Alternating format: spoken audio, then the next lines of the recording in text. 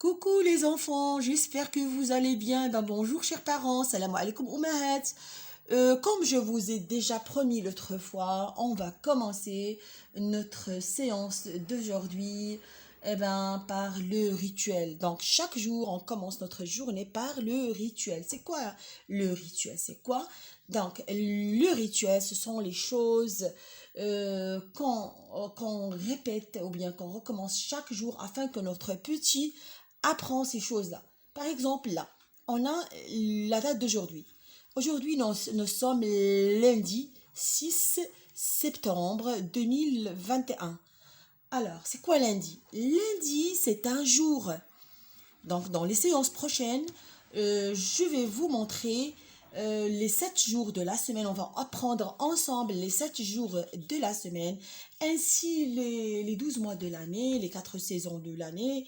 Et bien sûr, on va faire la lecture ensemble des lettres en capitale. On va apprendre à les lire et après, par la suite, on va aussi apprendre à les écrire. Mais commençons d'abord par les traits, d'accord, les courbes et voilà, pour que l'enfant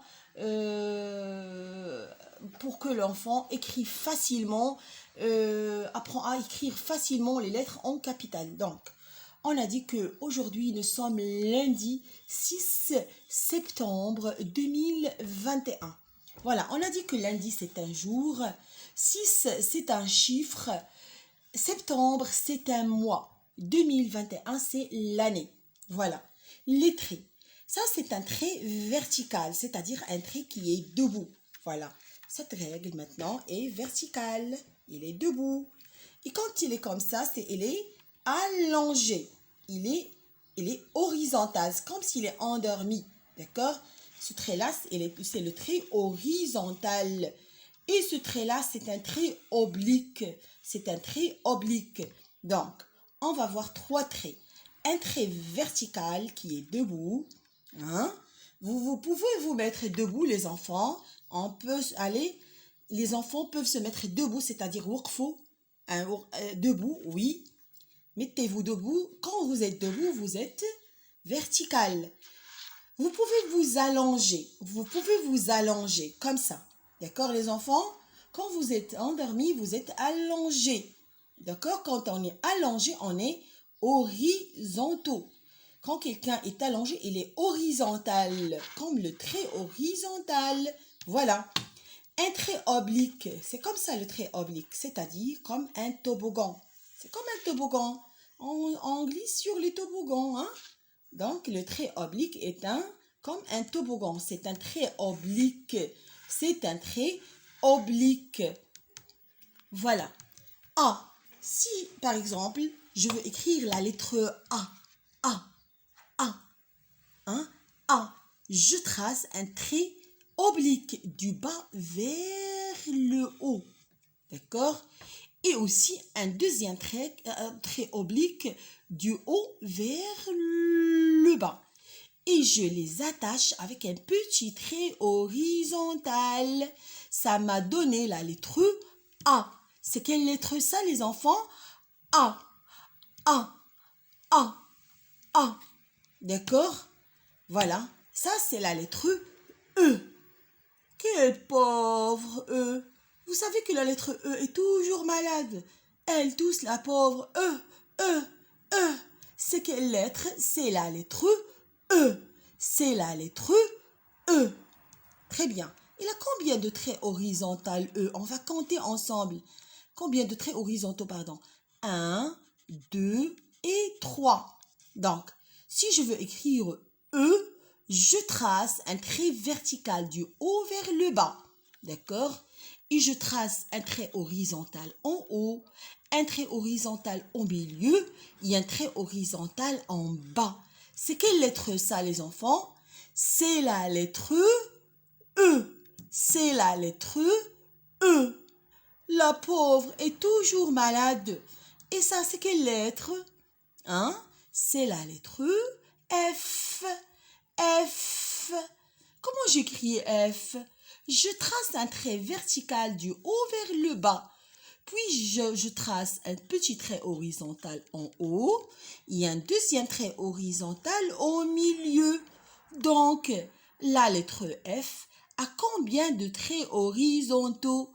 Et là, combien on va compter ensemble? 1, 2. F a 2 traits horizontaux. F comme quoi F? F comme fleur. Vous avez vu? C'est une fleur. Donc, la lettre F comme fleur. Si je dis fleur, vous entendez quelle lettre? Ça commence par la lettre F. Donc, ça c'est la lettre F comme fleur. On a dit que la lettre E est malade. Et ça c'est quelle lettre? C'est la lettre A. A. Donc, mes chers parents, chaque jour, on va travailler ces 3 lettres-là afin que nos petits apprennent facilement ces lettres-là. Parce que les enfants, ils apprennent, ils apprennent la silhouette. D'accord? Ils n'oublient pas, ça grave la silhouette chez eux. Donc, ils regardent là, par exemple, la lettre A, ils disent que c'est un trait oblique, horizontal. D'accord, mes chers parents? Voilà.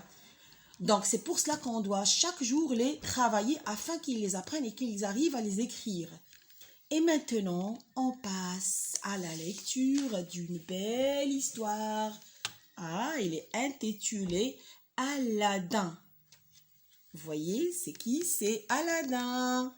Et c'est qui? C'est la princesse. Et voilà, on va voir c'est qui l'autre en lisant notre histoire.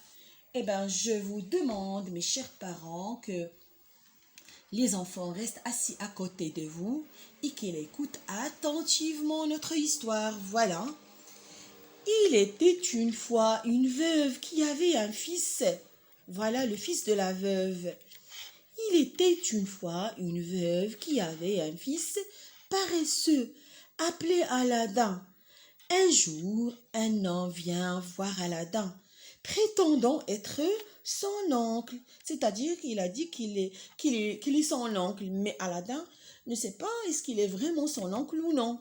Alors, en réalité, c'est un magicien. Ah ben voilà, c'est un magicien qui veut utiliser Aladdin pour réaliser ses projets malsains. C'est-à-dire, il veut l'utiliser pour des choses qui ne sont pas bien du tout. Voilà. Il l'emmène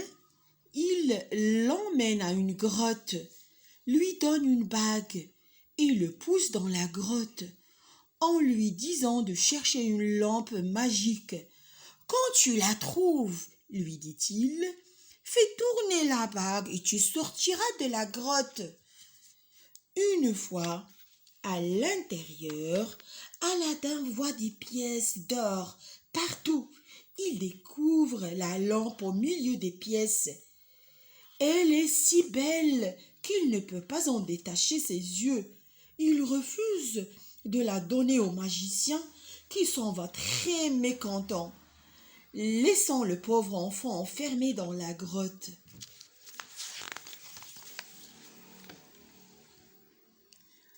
Aladdin frotte la lampe.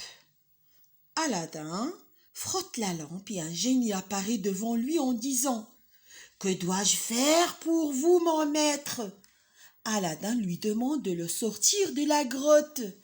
Le génie l'emmène chez sa mère et le rend très riche. Aladdin se marie avec la fille du sultan. Voilà. C'est un génie. Celui-là, c'est un génie. Il réalise des vœux les vœux que Aladdin lui demande. Voilà. Quand le magicien l'apprend, il devient fou de jalousie. Il se déguise en bijoutier. Il va voir le sultan avec ses bijoux. Il lui demande la permission de les montrer à la princesse. La princesse est très excitée par sa rencontre avec le bijoutier. Elle veut lui acheter tous ses bijoux, mais il lui dit qu'elle ne peut pas les acheter qu'en lui donnant la plus belle vieille lampe du château. La princesse lui donne la lampe d'Aladin parce qu'il ignorait son pouvoir magique. En rentrant, Aladin ne trouve pas son château à sa place. Il fait tourner sa bague magique autour de son doigt et demande au génie de l'amener auprès de sa femme. Quand il la retrouve, il décide de verser du poison dans la boisson du magicien et ce dernier meurt.